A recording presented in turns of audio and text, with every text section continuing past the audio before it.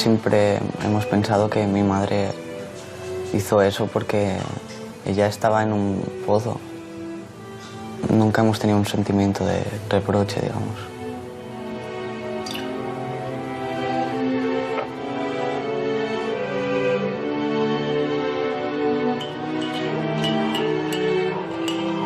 Clara y yo siempre hablamos del problema y siempre nos apoyamos mutuamente. Porque si no puedes sacar las cosas que piensas, yo lo pasaría fatal.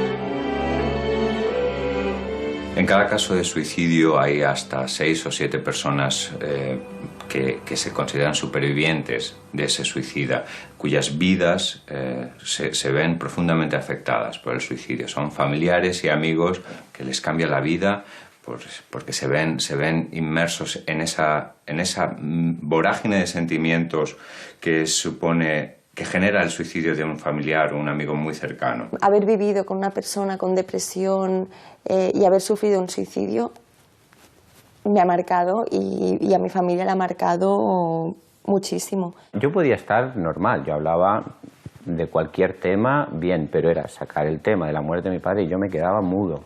Es como si fuera algo muy íntimo tuyo. Es como si fuera un secreto que no te hace falta que sepa nadie. No puedes imaginar qué complicada es planear matarte. Es absolutamente terrorífico. Y no hay palabras. Tengo escalofríos justo pensando en ello.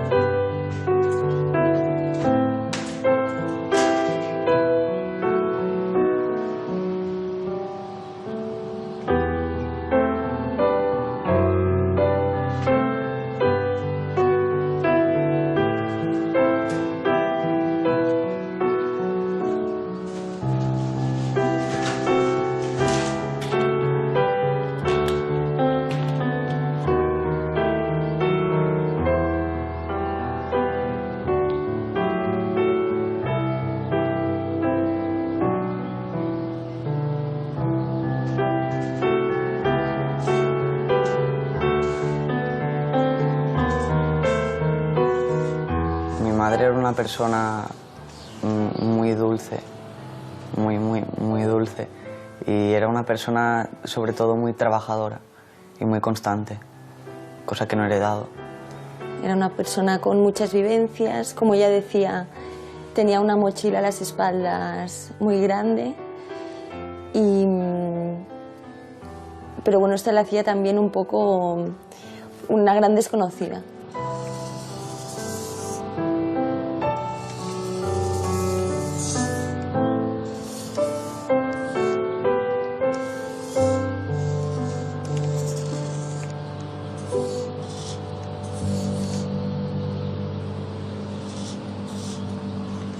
Para mí era una persona con muchas contradicciones. Básicamente empezó su vida estudiando y queriéndose formar, trabajando desde muy joven, y entonces derivó su vida laboral hacia una parte económico-comercial como muy estresante y muy de yuppie esa época, ¿no?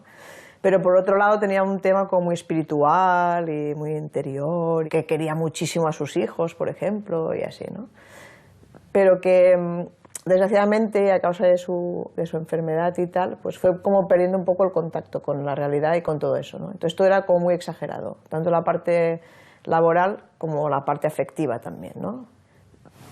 Yo recuerdo que a los 12 años, como muy pronto, me empecé a dar cuenta que mi madre tenía un problema grave.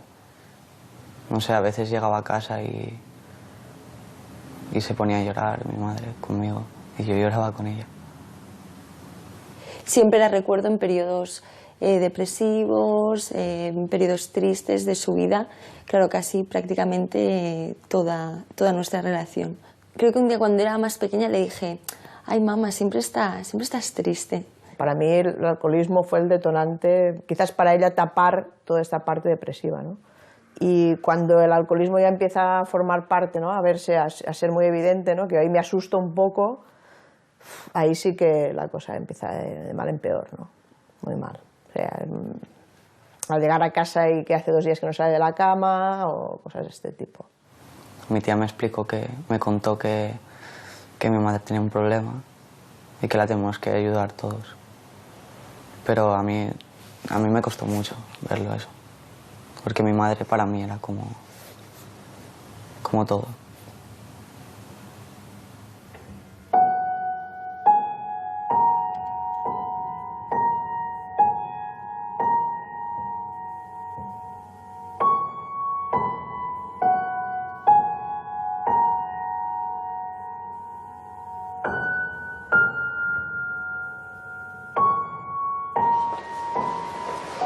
Mis sobrinos siempre tuvieron una actitud como de cuidadores, muy desde el principio, ¿eh? Vamos, yo ahora los veo a ellos y estoy admirada. O sea, Adrià estaba solo en casa y de repente su madre se desmayaba o le pasaba alguna cosa y el tío, con, no sé, con 6 años, pues abría la puerta, se iba a la vecina que sabía que era médico y le llamaba, ¿no? Y le decía, ves que mamá está en el suelo. Pero, o sea, él seguramente estaba angustiado porque yo intentaba llamar mucho y tal, pero te decía, no, todo controlado, he ido a la vecina, ha venido, resulta que mamá pues ha tenido un pequeño desmayo, pero está bien y controlada y tal, ¿no? Y tú estabas como, bueno, vale, pero a ver, es que, ¿y tú cómo estás? No, bien, yo ya he cenado, huevos, cada noche cenamos huevos, pero bien, he cenado, y no pasa nada, ¿no? Y tal. No se puede decir que nadie goce de plena salud mental. Todos somos susceptibles de tener periodos de trastornos más o menos pues, graves. Pero el concepto de salud mental y la afección, el trastorno psíquico, está presente en casi todos los casos de suicidio.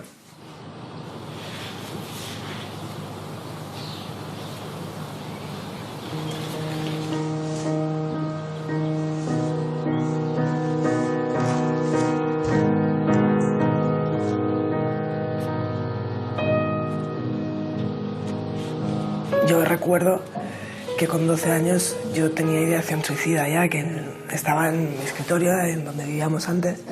Tenía el escritorio y la ventana encima del escritorio, ¿vale? El escritorio a la altura de la ventana. Y estaba ya subida encima del escritorio y me vio mi vecina, la amiga de mi madre, y me vio y me dice, Elena, ¿qué haces? Entonces ya, no, estoy aquí cogiendo un libro. Pero yo ya estaba a punto de tirarme.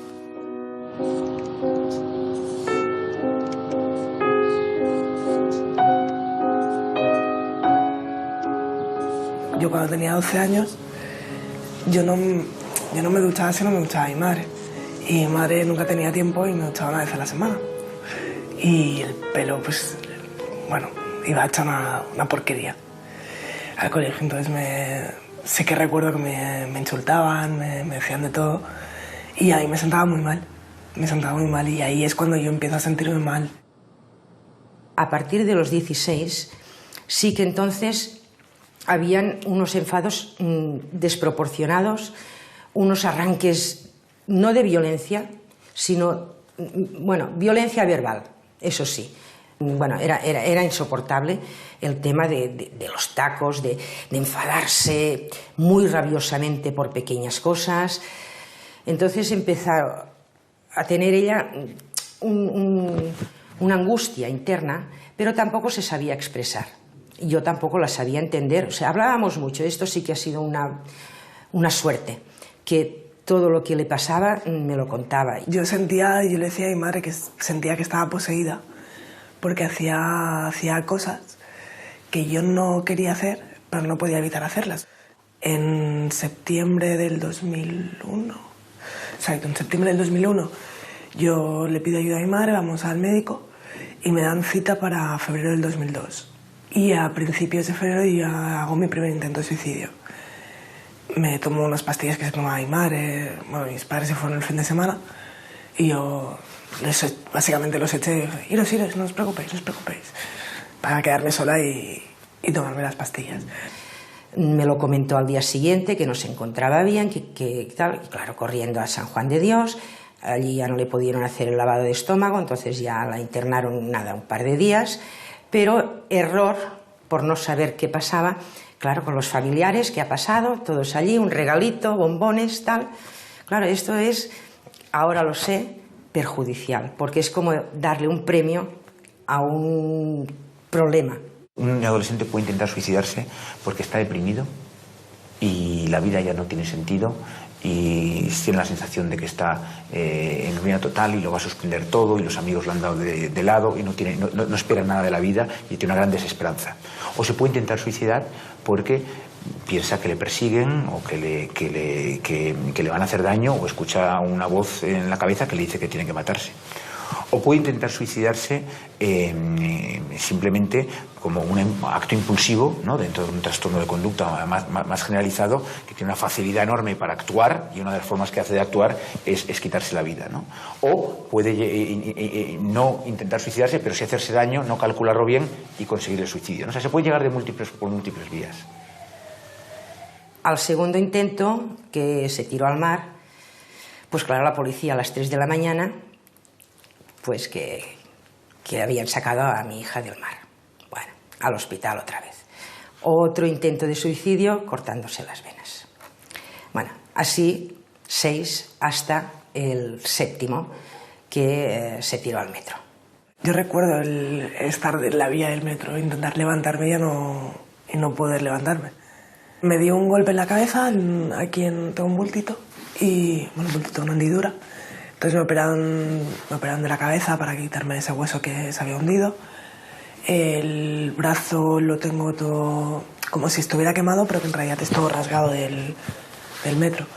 Y la paraplegia.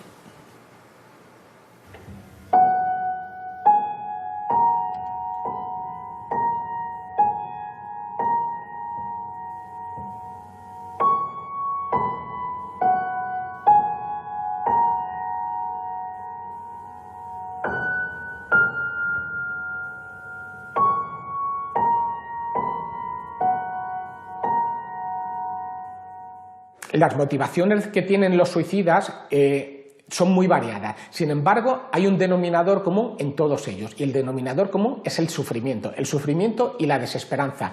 Es muy simple, es como: sufro tantísimo en esta vida que prefiero morir que seguir viviendo como estoy viviendo. Y ahí ya no tienes capacidad para pensar en la gente que queda después. O si tienes capacidad, tienes una imagen totalmente distorsionada y piensas, digamos, que es lo mejor para esa gente y que esa gente lo va a entender, se va a recuperar y que les vas a hacer un favor. Luego tendrían que ver, digamos, a los familiares cómo quedan para que vieran que no es en absoluto así.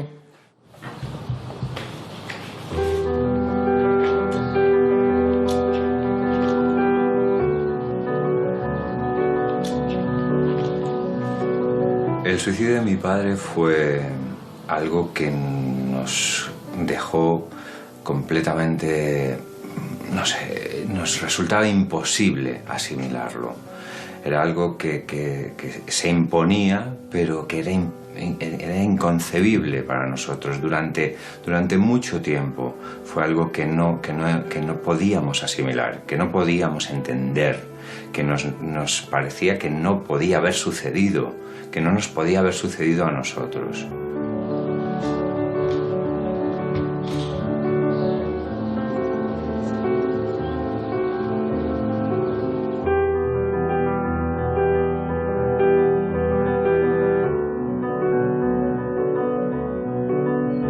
Antonio, mi marido, era un hombre bueno.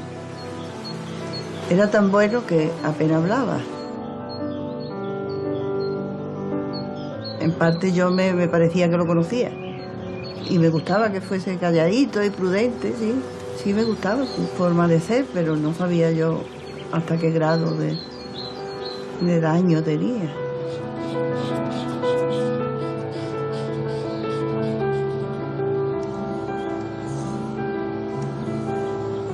Era muy adelantado en su época en cuanto a permitirme, entre comillas, que me sacara el carnet, que estudiara, que me fuera con 7 hijos y Y el más pequeño con 4 meses me iba cada mañana a las 7 de la mañana para el hospital para hacer las prácticas.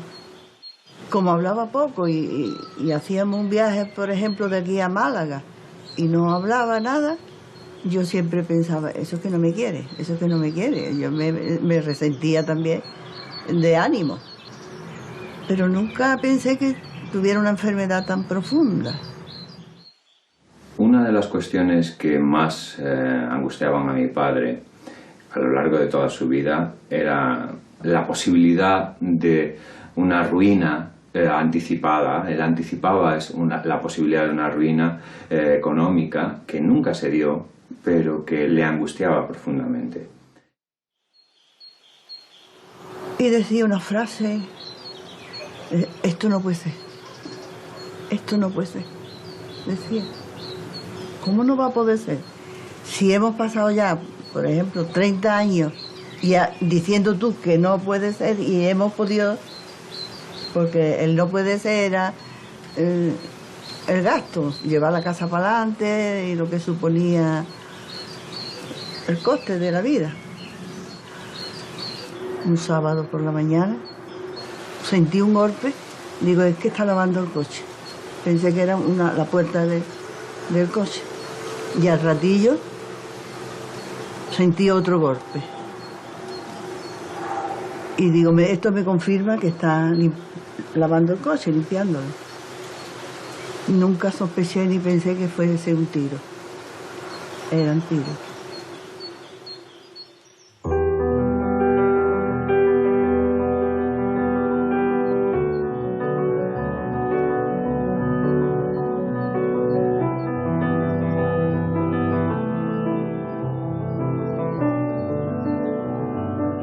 Los suicidios muchas veces una complicación más del trastorno mental. Y la mayor parte de los trastornos mentales, sabemos que el 70% más de los trastornos mentales aparecen en la infancia y adolescencia. Es rarísimo el ver una depresión que realmente no haya tenido alguna sintomatología depresiva en la infancia. Es muy raro ver un niño seguro de sí mismo, con un buen vínculo fuerte, que no tiene ansiedad de separación, que va a la guardería y se queda tranquilo, que se adapta bien a los cambios, que de repente hace un trastorno de angustia, un trastorno de ansiedad. Cuando eres pequeña no sabes lo que falta. Es solo cuando eres mayor que piensas, bueno, soy así por estos motivos. Pero entonces yo pensaba que la vida era bastante perfecta.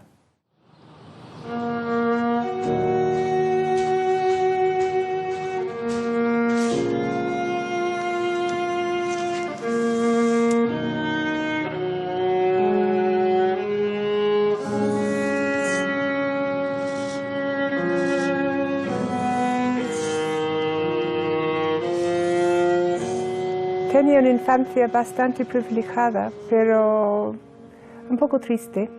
Mis padres eran muchísimo mayor que yo, mis hermanos mayor también, entonces estaba súper sola.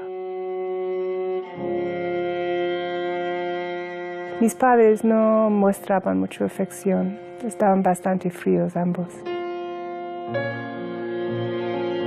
Y me mandaron siempre fuera a jugar en el jardín o tenía un caballo y siempre estaba fuera montando. Nunca mostraba mis emociones. Tenía como miedo a todo el mundo, tenía miedo de la vida. Y luego fui al colegio internada y ahí estaba bastante feliz. Pero esto es porque no estaba en casa. Y estaba la única niña que no estaba deseando las vacaciones.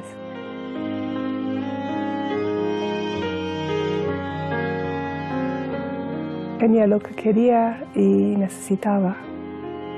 Pero, por ejemplo, mi madre nunca me daba un beso, creo. No me acuerdo mi madre dándome un abrazo, un beso, nunca.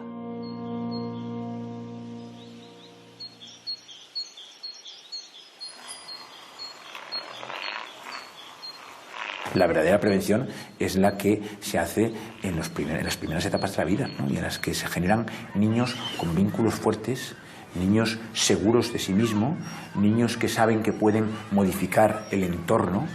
No hay mejor forma de generar desesperanza que yo no sea capaz de controlar, que da igual lo motivado que esté, la cantidad de trabajo que le ponga, las ganas que le ponga, lo bueno que yo sea, que de forma independiente voy a recibir palos o premios desde el exterior. Eso va a generar una persona absolutamente insegura, que en un momento de debilidad o en un momento de crisis va a hacer crack y va a ver el suicidio como única forma de salida.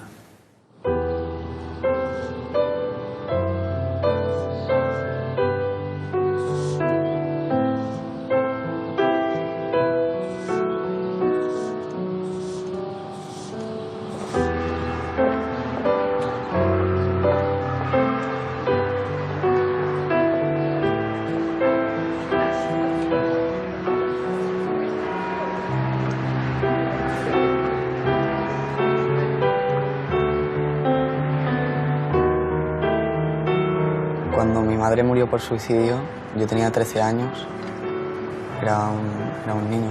Y ese día yo llegué del instituto a la hora de comer, como siempre, y yo vi a mi padre dentro de casa, el cual hacía 10 años que no pisaba. Y me pregunté qué hacía allí, me quedé en shock y me dijo que había tenido un accidente mi madre. La muerte por suicidio es una situación muy rara y sobre todo muy violenta. Yo creo que es la dificultad de esta muerte, ¿no? Recuerda un poco el accidente de tráfico, ¿no? Tú no te esperas, puedes tener intuiciones, pero no te esperas que un día alguien llame a tu puerta y diga: ¿conoce a esta señora? Me ha sucedido esto. Es súper violenta. Y también hay un tema complicado igual y un poco raro, puede parecer raro igual, ¿no? Que es un poco de paz interior cuando eso ocurre. O sea, del final de algo que tenía que acabar, ¿no? Y que, bueno, que si era consciente, inconscientemente, dopada o no dopada, ha tomado esa decisión del suicidio, pues es esa y ya está. Y la aceptamos. Claro, fue una situación muy heavy, pero de alguna manera me quedé tranquila por ella. Es que es una sensación muy extraña y de hecho tenía muchísima culpabilidad por este sentimiento. O sea, yo hablaba con todo el mundo y era como: ay, pobre, ay, pobre, ay, pobre, ¿no? En plan, qué joven y su madre, ya ha pasado esto. Pero ellos no comprendían el sufrimiento que mi madre había tenido durante 20 años. Es que la gente no es consciente y no lo sabes hasta que hablas con la persona y la persona te dice: es que no me puedo levantar de la cama, es que lo he intentado. Es que te escribe cartas y te lo expresa de mil maneras, ¿no? Y tú hablas con ella, ¿no? Y es como: pero si estás bien, no tienes trabajo, nos tienes a nosotros somos personas sin ningún problema, ¿no? Y es como, no es algo físico, es una enfermedad física. Por lo tanto, cuando sucedió esto, yo lo comprendí.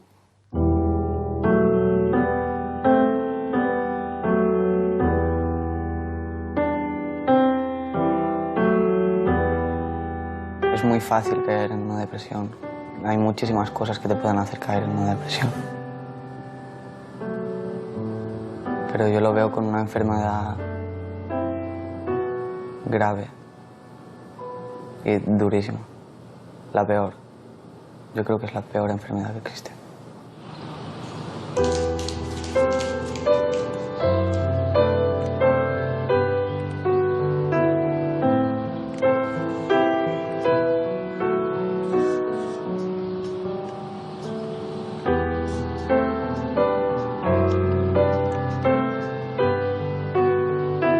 Recuerdo cuando me llamó por teléfono mi tía para decirnos a mí y a mi hermano que nuestro padre había muerto. Aquel momento dijo: ha habido un accidente.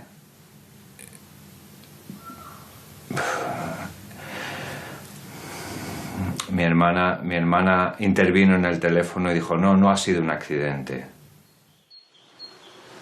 Mi expresión de desesperación era: ¡Dios! Muy fuerte. Y lo repetí varias veces. Y ya mi cuñada, que vivía en esa finca de al lado, lo escuchó, los primos también lo escucharon. Los gritos eran desgarradores. Una tragedia, ¿no? De repente, bueno, escuchas gritar a tu madre, a tu hermana y te preguntas ¿qué está pasando? ¿Qué está pasando? Y bueno, me levanté y yo pensaba que era un sueño, era un mal sueño que no terminó nunca. Al final te das cuenta que va pasando el día, que aquello es real y que te ha cambiado la vida. De repente, todo lo que parecía estructurado en tu vida, pues eso, de niño, adolescente de 14 años, se trastoca por completo. Y fue complicado. De los 7 hermanos, los 2 más afectados por la muerte de mi padre fueron los más pequeños. José Luis, Isabel, eran los que vivían en la casa todavía. Los mayores ya éramos independientes, trabajábamos, pero ellos 2 eran muy jóvenes todavía. Y mi hermano pequeño, José Luis, se quedó fuera de la realidad. Durante mucho tiempo también tuvimos la sensación de que el mundo no iba con él, estaba en las nubes. Dejó de estudiar, era completamente ajeno al dolor que expresaba mi madre casi a diario. Él miraba hacia arriba y decía, ¿qué está pasando aquí? Estaba congelado, estaba ausente. Yo no quería asimilar esta realidad tan dura, era un mecanismo de abstracción para defenderme de una realidad demasiado dura para un niño tan joven, ¿no? Recuerdo algo que después me dijo mi hijo José Luis, que él no sabía qué hacer. Cuando el padre murió, nos sentábamos delante de la chimenea en un sillón y yo me ponía a un lado, mi hija Isabel al otro y en medio, abrazados los 3. Y dice, mamá, yo, cuando las 2 ponía ahí a llorar, no sabía qué hacer. Él era pequeño para poder sacar sus emociones o yo qué sé. En estos casos, en los casos de muerte por suicidio, existe una gran culpa. Las personas se sienten culpables por no haberse dado cuenta, por no haberlo detectado. Existe también un gran enfado. Muchas personas se enfadan porque se sienten abandonados, porque se preguntan cómo has podido hacerme esto. Y también existe sobre todo una gran vergüenza al juicio de otros familiares más lejanos o de vecinos, con lo cual se tiende a ocultar. Para mi madre fue durísimo. Se culpabilizaba, no lo entendía, le dolía y lloró muchísimo. Lloró mucho, durante mucho tiempo. Sí, también, porque también escuchaba a alguien. Mi marido estaba muy solo, porque como yo estaba trabajando, eso era criticado también. También vinieron otros familiares a hacerme la visita, pero ¿por qué no lo llevaste al médico? Yo me sentía muy culpable, muy culpable. Mi madre vive en Málaga, en una casa en el campo. Ella ahora mismo vive sola, mi hermano Carlos y yo vivimos aquí en Madrid.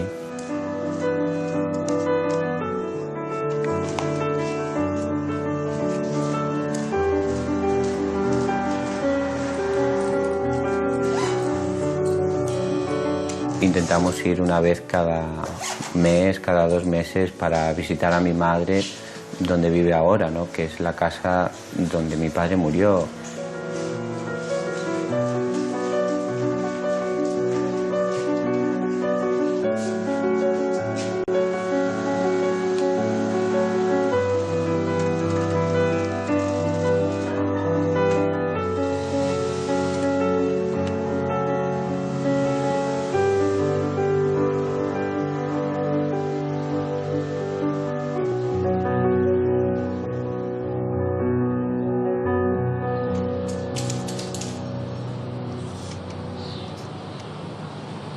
Una vez médicamente Elena ya se podía levantar de la cama, entonces me vinieron a buscar para hablar con una psicóloga y me dijeron que qué había pasado para que mi hija se intentara suicidar. Le expliqué un poco la historia de cómo había ido, pero que yo no estaba conforme con el diagnóstico que me habían dado hasta entonces, que era primero una depresión por la juventud, porque bueno, las parejas que tienen ahora las se cogen, se dejan, bueno, un adolescente. Otro diagnóstico que era un trastorno de personalidad sin diagnosticar. Claro, yo intenté por todos los medios pedir información y casualmente pude ver en diagnósticos de trastorno de personalidad que hay 10 clases. Uno de ellos es el trastorno límite de personalidad. Un trastorno límite de personalidad, básicamente, lo que genera es una exageración de las emociones, ¿vale? Un conflicto de emociones internas que hacen que no sepas lo que estás sintiendo y que no entiendas lo que sientes, porque es muy exagerado. Yo realmente generaba muchos problemas en casa, porque eran discusiones de tú estás tratando mal a la hija porque la culpa es tuya, la culpa es no sé qué, la culpa, ¿sabes? Realmente genera muchos problemas. Y yo veía que todos los problemas eran generados por mí. Y yo pensaba, bueno, pues si yo me voy, todos los problemas acaban. Y realmente mi idea era esa. O sea, si yo me mato, ayudar a mi familia.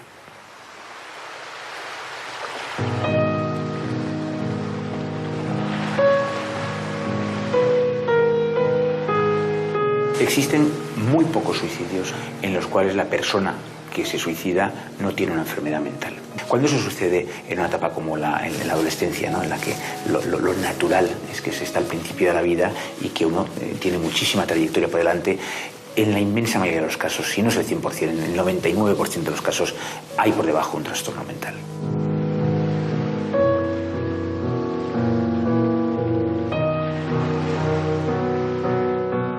La primera vez que me notaba súper deprimida era con 19 años.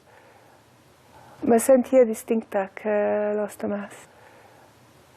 Como estás andando en otro planeta, que no podía comunicar siempre con la gente, hasta que en fin salí de mi país. Estaba siempre viajando, porque no aguantaba estar cerca de la familia, que es una pena, no era exactamente su culpa, pero es circunstancias.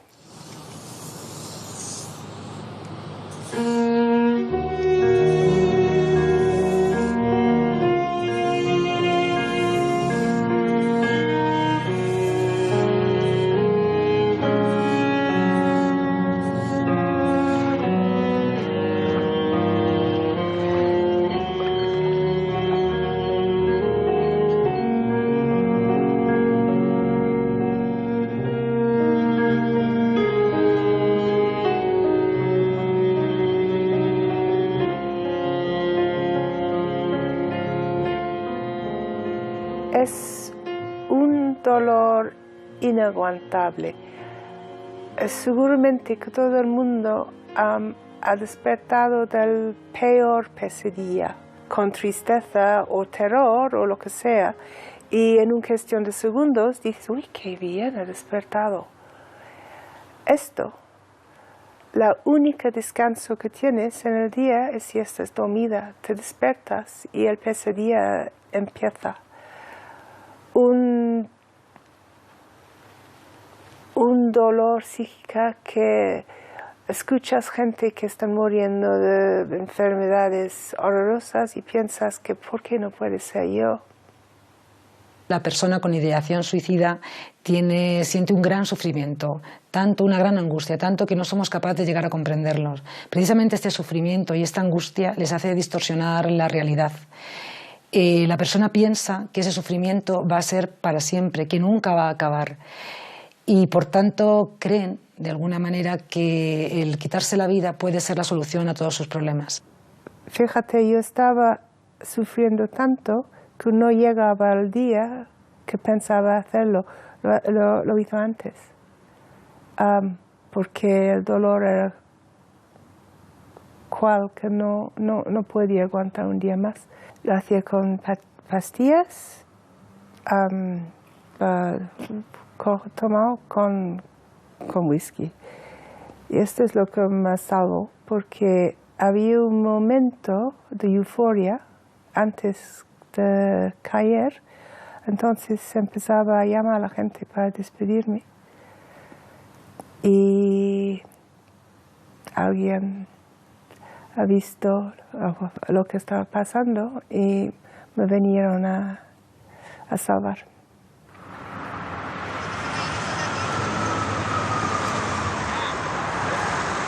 En mi familia, el tema del suicidio lo hemos hablado abiertamente, sí, desde el mismo día. De hecho, en la primera noche que mi madre murió, casi no dormí, precisamente hablando, comentando las dudas o los sentimientos que nos estaban pasando a todos por la cabeza. Yo creo que tanto yo como mi hermano hemos superado la situación y hemos tenido un duelo súper bueno por el hecho de hablarlo y de ser conscientes del problema.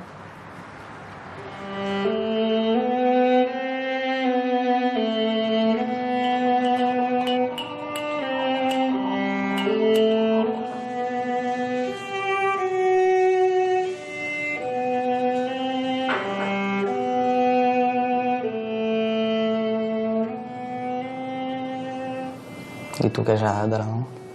Tanta sensibilitat com tu, segur que no. Jo soc molt més freda. Però sí que tot el tema de l'amor, a viatjar, ser una persona molt sociable, amb facilitat també per conèixer gent, treballadora. I creus que ens podria passar el que li va passar a ella? No, home, jo crec que això li pot passar a tothom, no en general. El que sí que aprens és a potser a prendre decisions a partir d'aquesta experiència, no? I jo si em trobés en la mateixa situació potser actuaria diferent. I tu? T'ho has plantejat? Sí, a mi em fa bastant de por aquest tema. Em fa por tenir problemes, tenir aquests problemes. És algo que no vull fugir d'això. Només pel fet de passar per això ja per mi seria algo... I és això, és aquesta part que he heredat. D'aquesta sensibilitat davant les coses. De que moltes coses m'ofenen. Tinc la pell molt fina. Clara y yo nos hemos apoyado mucho siempre, hablando de ello. Porque si escondes el problema no hay manera de solucionarlo, ¿no?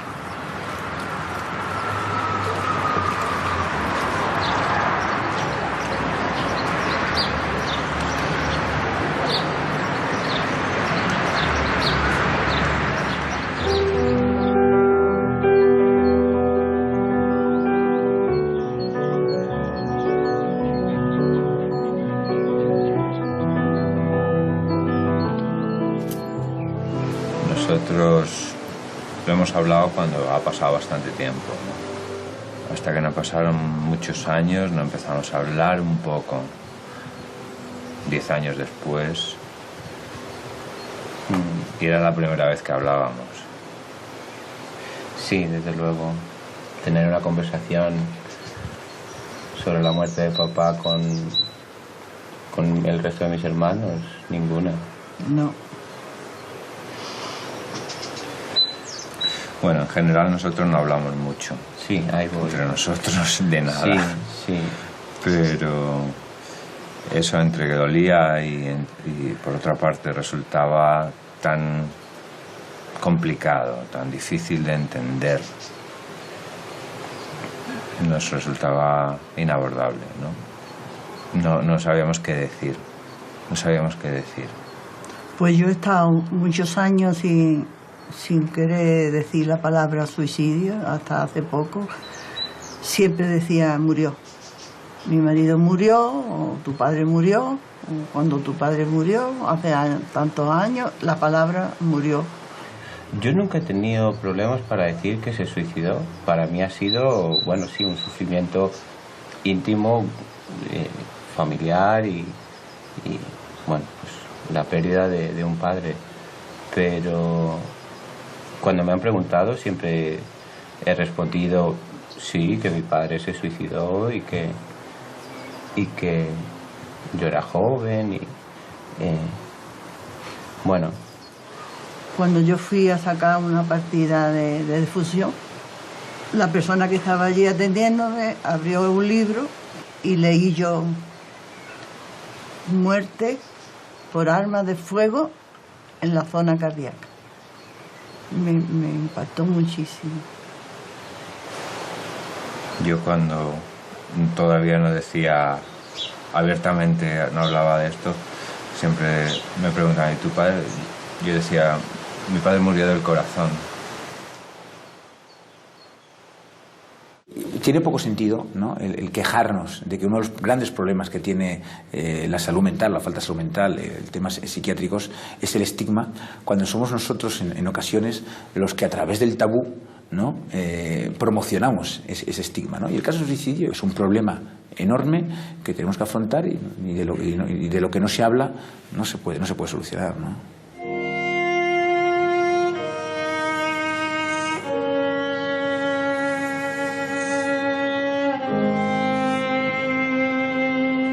Llegué al hospital de rehabilitación hecha un trapo que me podía coger con pinzas y me caía, y me acuerdo que cuando las poquitas horas que me podía levantar me iban a ver a los que jugaban a básquet, que entrenaban allí en el mismo hospital, en silla de ruedas, y me encantaba verlos porque, claro, los veías que se caían al suelo y se levantaban con una mano y dices, pero bueno, ¿y esto cómo puede ser? Esto es imposible. Y ya con los años, bueno, entonces ya ahí empieza mi... Bueno, pues si ellos pueden, yo voy a poder también.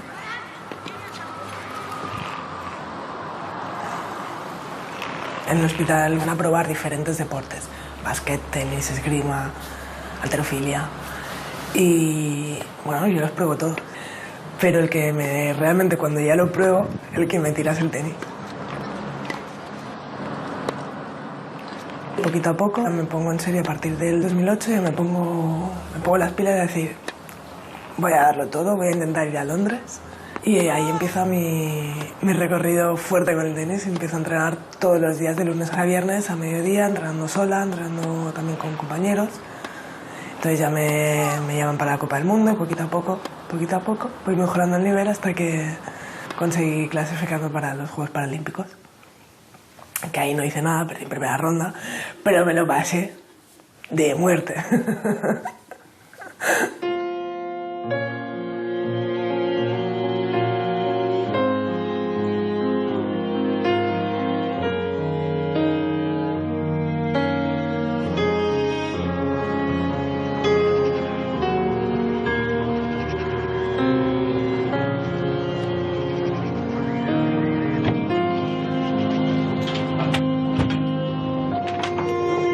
Creo que Elena ahora mismo es una persona diferente, totalmente. Sí, entiendo que aparte de que haya tenido los problemas que haya tenido, la enfermedad y demás, pienso que esto lo que te hace es... Cuando tú haces algo como esto, te puede ocurrir dos cosas, o hacerte más débil o hacerte más fuerte. Yo pienso que ella la ha hecho más fuerte. Normalmente los trastornos de personalidad al límite se tratan entre 2, 5 o 7 años, si el enfermo ya ha aceptado que tiene la enfermedad mental. A partir de aquí hay buenos resultados.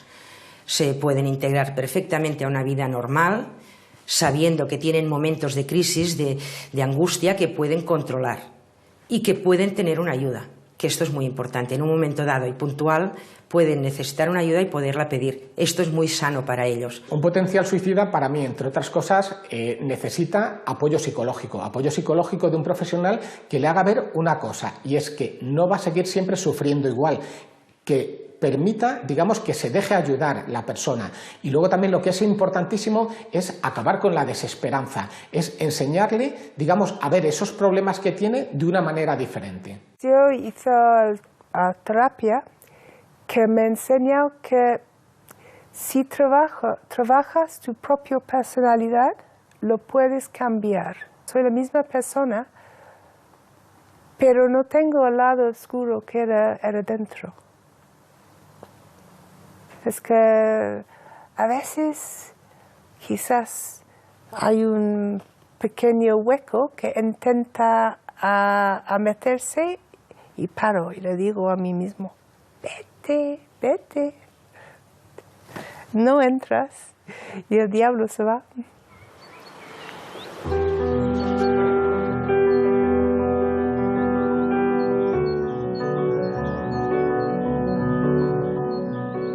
Después, con el tiempo, intentamos entender el dolor de mi padre, el sufrimiento que debía sentir para llegar a ese punto. Y también nos reprochábamos no haber sabido verlo, no haber sabido ver que sufría tanto.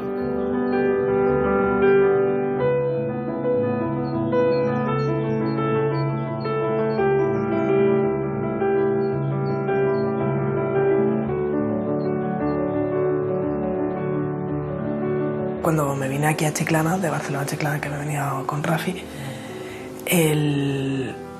los primeros días estaba descontrolada. Yo claro, es un cambio muy grande y está descontrolada y ahí es una pequeña crisis que la puedo controlar yo sola porque no es grande.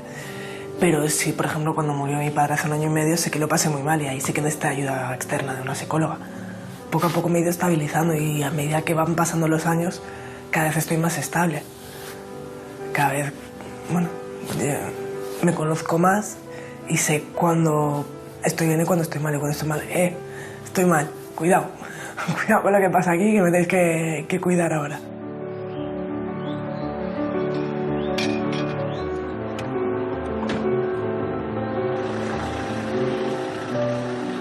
Prefiero pedir ayuda antes que volver a lo de antes. Que a lo mejor esa crisis también la podría superar, a lo mejor sí. Pero porque prefiero pedir ayuda, me quedo más tranquila. Y mi familia también, claro.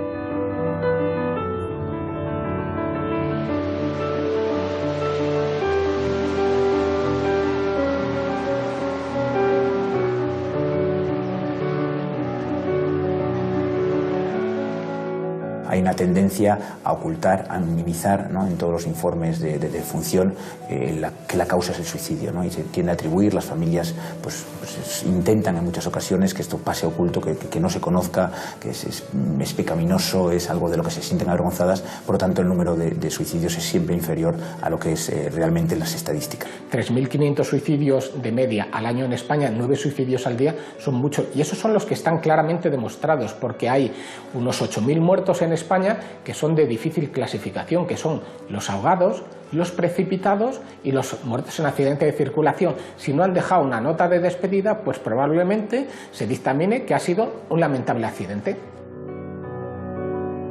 Es algo que he hecho y no tengo ninguna vergüenza de esto. Y me niego a sentar que es un tema estigmático, porque no debería ser. La depresión se puede tratar y el suicidio se puede prevenir. Los síntomas de alerta son muy claros y todos somos capaces de detectarlos. Cuando una persona está en crisis, eso es algo que todos advertimos. Es fácil mirar para otro lado, pero también es fácil decirle a esa persona: ¿qué te pasa? ¿Quieres hablar? ¿Necesitas ayuda? Hay muchas ocasiones en las que se requerirá ayuda de un profesional, pero ese paso primero, ese acercamiento a una persona que sabemos que está pasando un mal momento, que está sufriendo, que tiene un trastorno más o menos profundo, lo podemos hacer todos.